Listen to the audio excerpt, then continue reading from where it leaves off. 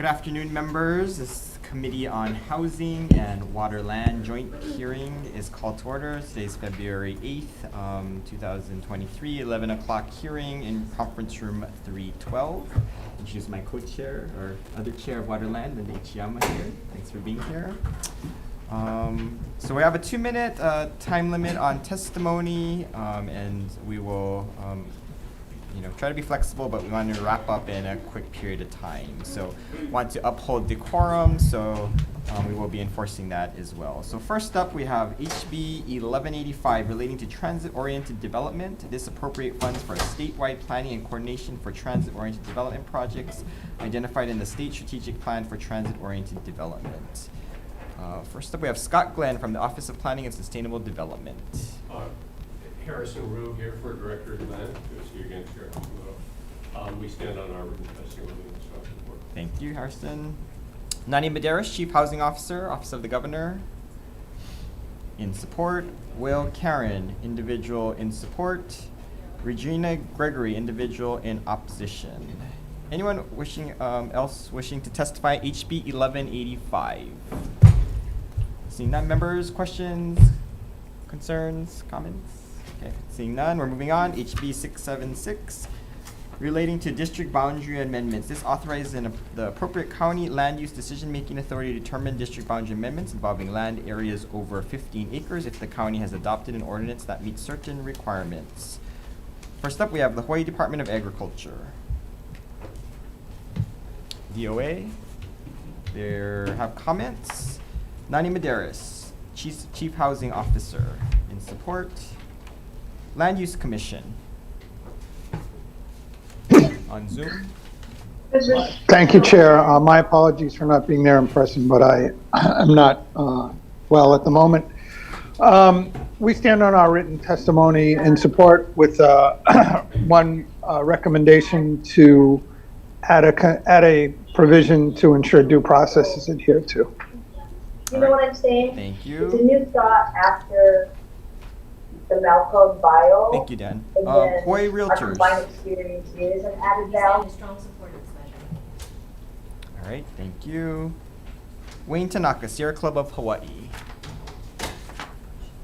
Oh, there we go. Good morning, Chair Hashimoto, Chair Chiyama, Vice Chairs, members of the committee. Wayne Tanaka for the Sierra Club of Hawaii. We are in opposition to this measure. I just wanted to highlight that I think the Land Use Commission actually does less and does more than what folks I think generally understand. It's only comes into play when you're dealing with agricultural rural lands over 15 acres. So if you're already in an urban district, if you're dealing with lands of less acreage and it's not triggered, but when it is triggered for these larger scale projects, by statute, the Land Use Commission has to consider things that are really important, like natural and cultural resources, sea level rise, job opportunities for local folks, housing opportunities for all income levels, especially in the low and gap group levels, and also food security. So you have things like solar farms with that lease out lands to goat farmers who at half market rent. And so these are really important things that we think should be considered in large-scale land use changes, and the Land Use Commission is able to do this in a manner that specifically considers evidence and bases decisions on those things that are presented before it, and it's able to do this in a really efficient way. So within 45 days for 201H38 or affordable housing petitions, and so we're just concerned that we might be losing a very important protective mechanism for a large range of public interests that may be impacted by big land use changes. So for those reasons, we respectfully ask that the committee just hold this measure, and I'm happy to answer any questions. Thank you. Thank you, Wayne. We have a number of other testimonies in support and opposition that's included in your packet, but anyone wishing to testify in person, this is HB 676. Brian Miyamoto, come on up. Morning, chairs, vice chairs, members of the committees. Brian Miyamoto here on behalf of the Hawaii Farm Bureau. Chairs, my apologies for being late. We've got 28 bills today, so kind of running around. It feels like conference for the Hawaii Farm Bureau. You have our written testimony in opposition. We are completely supportive and recognize the need for affordable housing, and again, not at the risk of our productive agricultural lands. We believe there is oversight by the LUC, and we like to see that it continues. There's also a danger of mixing residential with agricultural production, with farmland. Farmers always lose. There's a right to farm law, but nuisance lawsuits and attacks on our farmers, we always end up losing. So we respectfully oppose this measure. We believe the primary use for agricultural lands is agriculture production, but we do support affordable housing, and we would like to work with the legislature to find solutions, but not at the risk of our farm and ranch lands. Housing, solar, we are under attack by many land use encroachments onto our farmlands. We want to increase our food production. We can't do it if we're taking away more ag lands. Thank you for the opportunity All to right, testify. Thank you. I see Morris here from DOA. You want to come up? You were first up, so come on up, Morris. Again, like Brian, I apologize. We were at another hearing. Morris Sata, Deputy Director for the Department of Agriculture. I'll just summarize what our testimony basically says. We're offering comments and possible amendment if it moves forward. Like the Farm Bureau, we do have concerns about the diminishing inventory of productive ag lands, and so as a result of that, we offered 3 suggested conditions if this were to move forward. I apologize, our testimony has an error in it. Of the 3 conditions, the first condition is to exclude IAL lands, important ag lands. The second condition is where our testimony is in error. We had intended to say that we would limit it to or exclude from the lands considered for this bill. For it to exclude Land Study Bureau classifications A or B, not to exclude C or less, because we're trying to protect the really productive A and B land. So the testimony is in error in that respect. And the third category is to limit it to lands that are not that are abutting urban districts, so that it creates a more sensible break between ag and urban development. Thank you. Anyone else wishing to testify? This is HB 676. All right, members, any questions? 676. Repi Chama. Deputy Director Atta, if I could just clarify your last point on your testimony. So your testimony says that you want to exclude from this bill lands that do not abut. Okay, yeah, that should have been. Well, no, yeah, we want to exclude from the application of this bill lands that do not abut the urban district. So what we're talking about is, when you have ag classified lands that abut urban district, generally speaking, over time and with development, they tend to be somewhat urbanized, and they create a buffer from the actual urban district to the true ag, classified uses.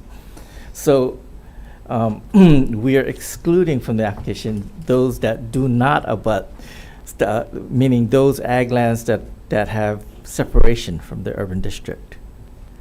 I think you mean to say lands that abut urban district lands should be excluded from the county's ability to do district boundary amendments. The way we were intending this to read is that basically we are trying to preserve lands that are away from the urban district from this change in the reclassification powers that are being granted, and those are the lands that are not situated right next to the urban district.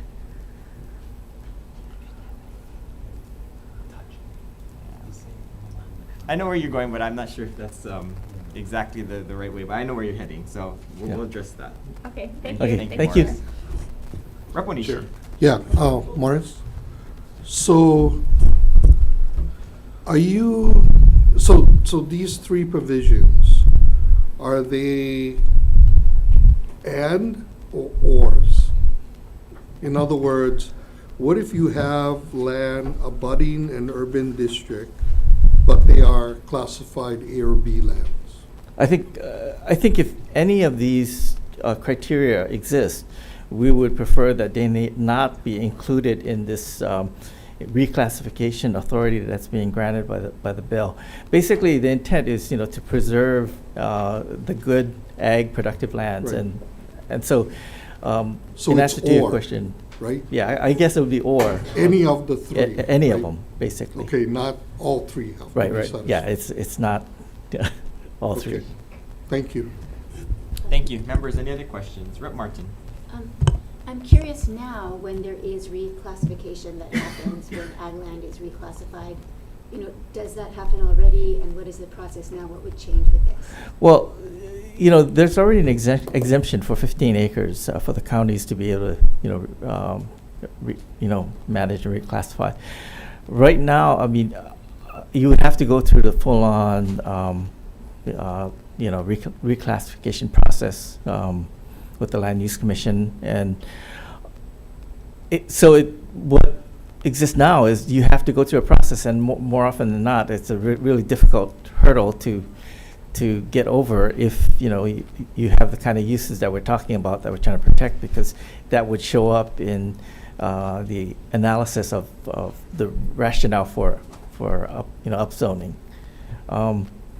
This measure would pretty much give that discretion to the counties, which we believe is unproven for one thing in this kind of matter at this scale. We think the 15-acre exemption is enough for the county to manage. Expanding that threshold really, I mean, basically, as Farm Bureau says, it threatens the inventory of productive ag lands that are out there, and that's what we're trying to prevent.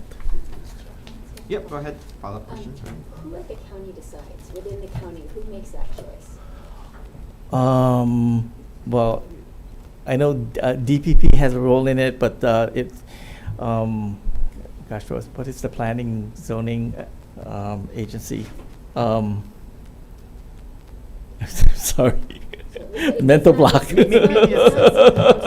it's not city council members, it's bureaucrats. It is. Oh, So it's elected officials. the county members would actually have to vote on it Okay, to approve it. okay, thank you very much, Jeff. Yeah. So I guess, Morris, do you not believe that the county's general plan or community plans are sufficient? Well, we're not, doubting, whether or not they can do it. Any process that, in any way, creates the potential for productive ag lands to be taken out of ag use and ag classification, we are very cautious about, because, any opening of that process up to any possibility that we will lose the inventory of productive ag lands that we have. Our position is we need to be proceeding with Right. extreme caution. Right. But you don't participate in the community plan or general plan updates? I believe our planner does provide commentary and all that, but it would just be advisory. It wouldn't be, we can provide our opinion, but that doesn't necessarily mean they're going to take it. Okay. But that's the same thing at the Land Use Commission, though. You'd give an opinion and they don't have to take it, right? Yeah, Okay. yeah, Okay, yeah. very good. Members, any other questions? All right, seeing none, moving on. We are going to move on to HB 673 relating to housing. This authorized the counties to reclassify lands 15 to 100 acres in certain rural, urban, and agricultural districts, with at least 50% of housing units is set aside for families with incomes at or below 140% of the AMI. All right, first up we have HHFDC.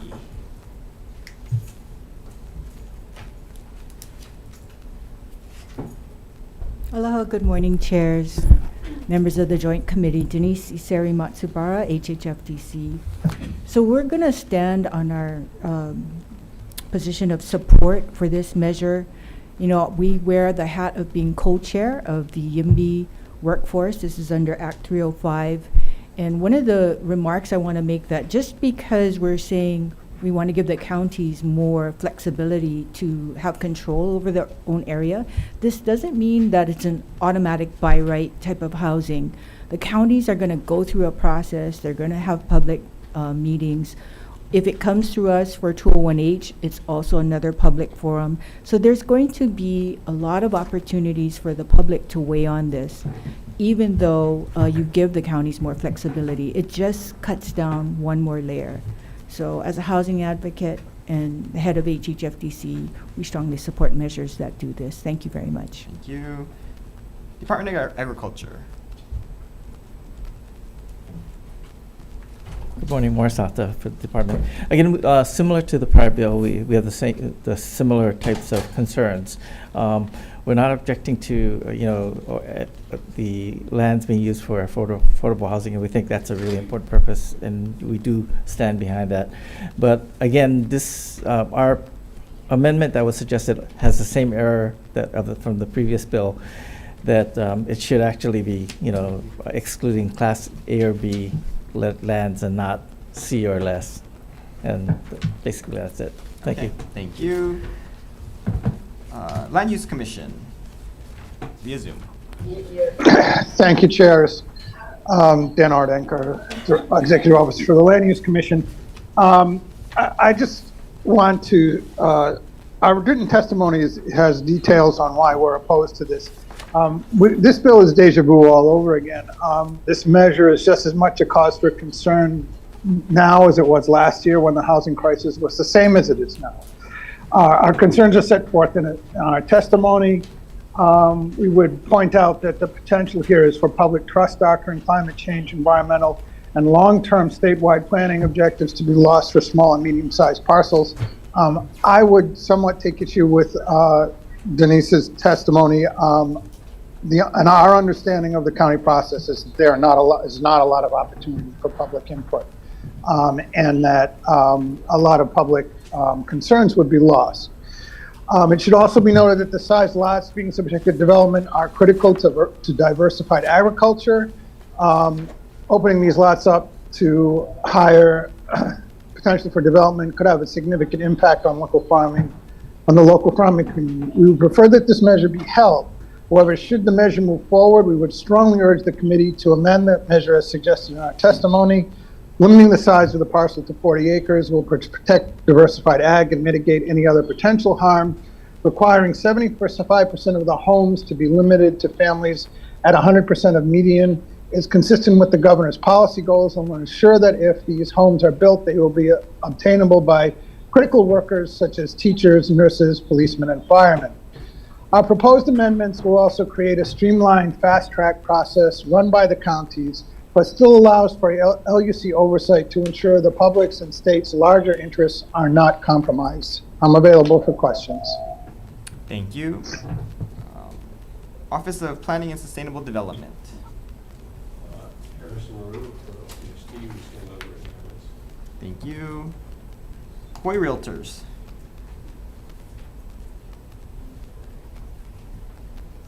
Good morning, chairs, members. Lindsay Garcia from the Hawaii Realtors. We are in strong support of this measure as well as the previous measure that you heard earlier.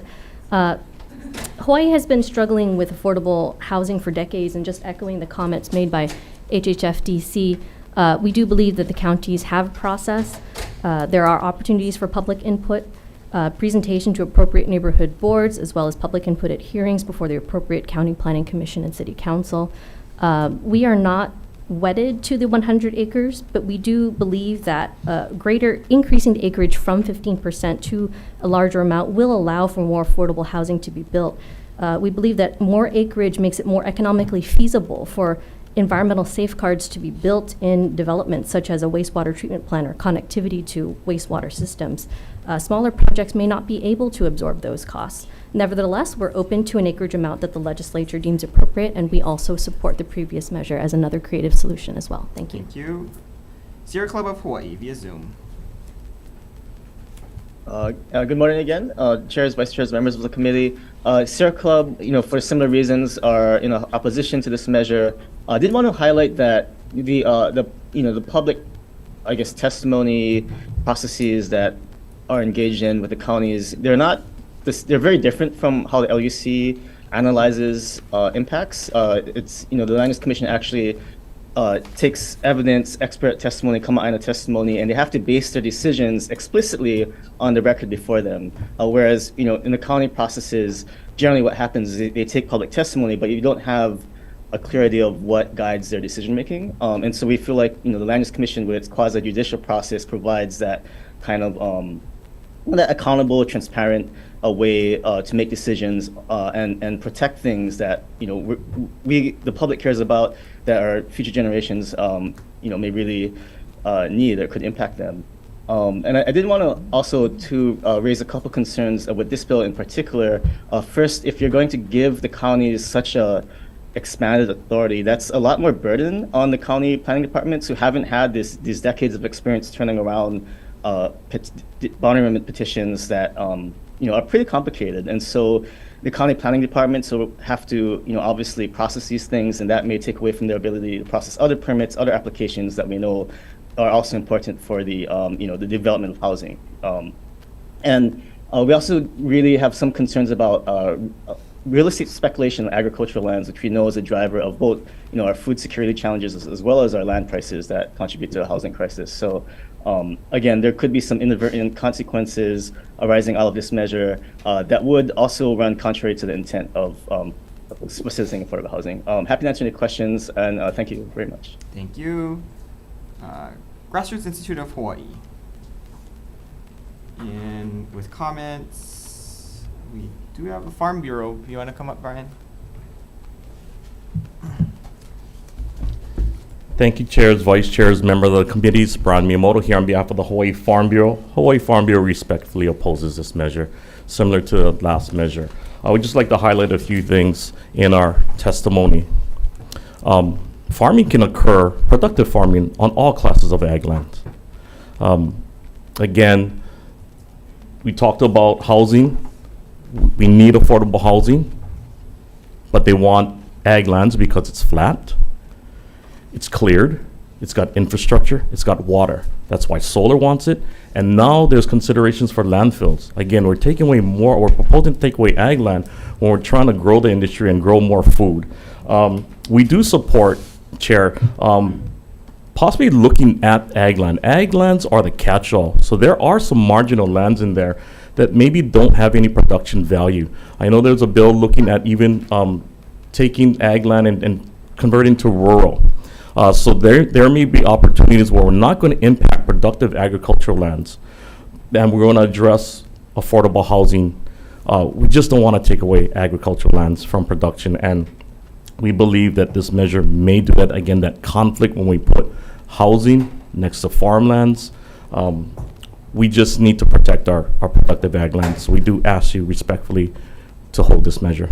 All right. Thank you, Chair. Thank you. Anyone else wishing to testify? We have a number of other testifiers that submitted written testimony. We'll include that in the record, but anyone wishing to testify, HB 673. Members, questions? All right, seeing none, we're going to recess for decision making.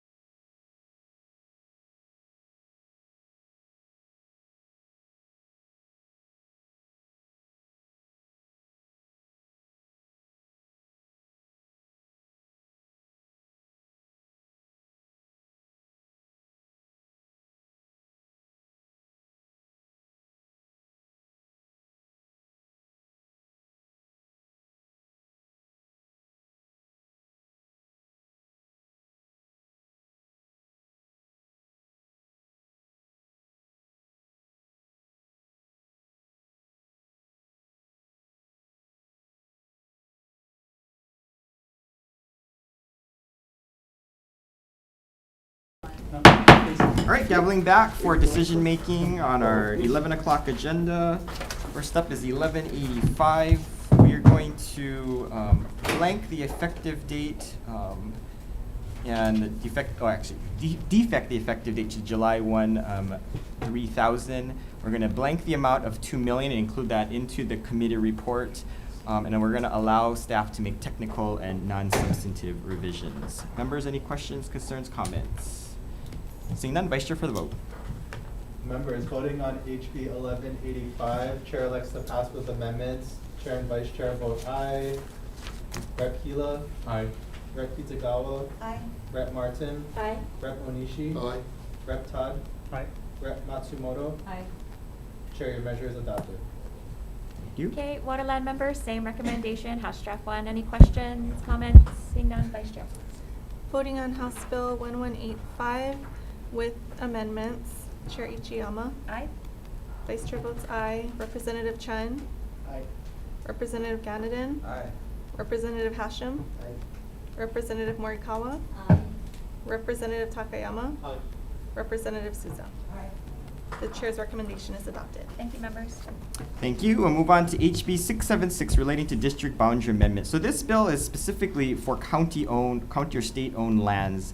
And so they have to hold that for 99 years if they want to take advantage of this. They're also going to have to make an ordinance to enact this.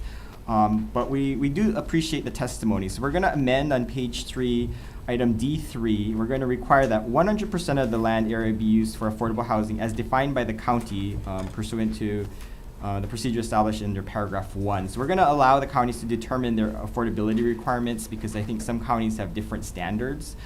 So I think that we will leave that up to them. We're trying to empower the counties more, so let's empower them fully. We're going to add item 5. We're going to make sure that the State Department, with the secondary impacts on state impacts, we want to make sure the State Department is okay with the mitigation efforts that the counties are negotiating. So we're going to add in, provided that mitigation efforts under this paragraph shall be approved by the respective State Department. We are going to amend section 6 to take some of what the Land Use Commission said, and we're going to incorporate and state that it's pursuant to all state laws and the public trust doctrine. So that's in regards to them creating a process to make sure that all the input is being taken by the public. And then we're going to take the amendments provided by the Department of Agriculture and to ensure that the lands that are designated as important agricultural lands and lands where the soil classified by the Land Study Bureau's detailed land classification as overall master productivity rating is A or B is not eligible under this exemption or to allow the counties to make that on those types of lands. We're going to allow for staff to make technical and non-substantive revisions, and we're going to defect the effective date to July 1, 3000. Members, any questions, concerns, comments? Chair, I just want to ensure that the Department of Ag additions, the provisions, is in or versus in and. Okay, we'll make sure that that's included in the bill. Thank you. Any other questions, concerns, comments? Rep. Martin. Yeah, I have a lot of concerns about the counties, depending on the counties to do a good job on this. In my own county, we struggled for decades with controlling the vacation rental issue, and the population was definitely not heard.